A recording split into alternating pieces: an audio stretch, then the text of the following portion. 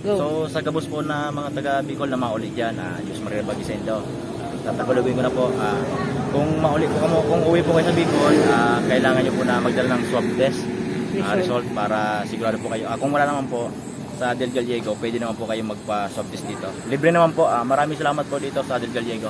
Thank you po.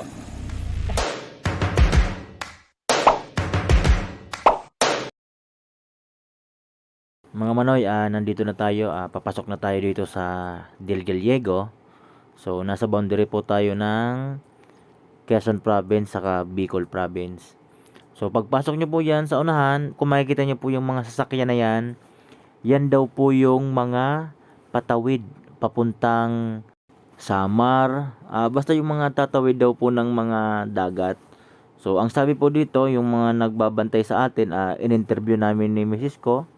Tinanong namin kung ano po ba yung mga dapat para makapasok po kami.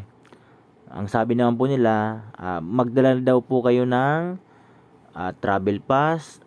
Kung maaari, kung makapag-swab test po kayo sa pinanggalingan nyo, mag-swab test na po kayo doon para may dala po kayong result. Yung result po na yon ipapakita nyo lang dyan. Mas mabilis po yung ano nyo, yung biyahe nyo. So makikita nyo po yung magkabilaan, nakakaawa po yan. Hindi naman po sa pag-ano naawa lang po kami.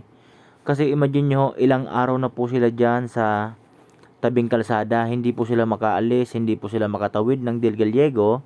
Gawa po ng bagyo, bagyong Bising po. Kaya mga Manoy, hindi sila pinayagan ng task force natin. So kung makikita nyo po dyan, nakita namin kanina, yung mga truck drivers, yung mga commuters, yung mga family ng may mga kanya-kanyang sasakyan. Nasa tabi po sila ng kalsada, doon lang po sila kumakain. Kaya po maswerte po tayo na sa Lagunoy lang po tayo pumunta. Sa mga nagbabalak po dyan na umuwi ng Bicol, ganyan po yung sitwasyon. Huwag nyo pong kakalimutan na kumpletuhin nyo po ang inyong mga requirements para mabilis po ang inyong biyahe. Kasi nakakaawa po, tingnan nyo naman siguro 1 kilometro yung haba na ganyan. Magkabilaan po yan. Imagine nyo kung gaano kahaba po yan. So salamat po sa Bicol Province sa libreng swab test. Salamat at negative naman po tayo. Sa lahat po ng mga babiyahe, ingat po kayo. I-secure nyo po ang inyong mga requirements. Lahat po, lahat. Para mabilis po.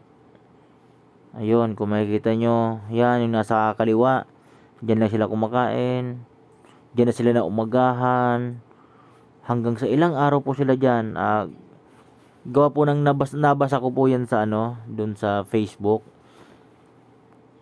Yun, mga ilang araw daw po sila dyan. Sana po matapos na po itong pandemic natin and yung bagyo para po yung mga kababayan natin makauwi na rin sa kanilang mga pamilya. So yan lang po ang maibibigay naming update. Sana po may idea po kayo.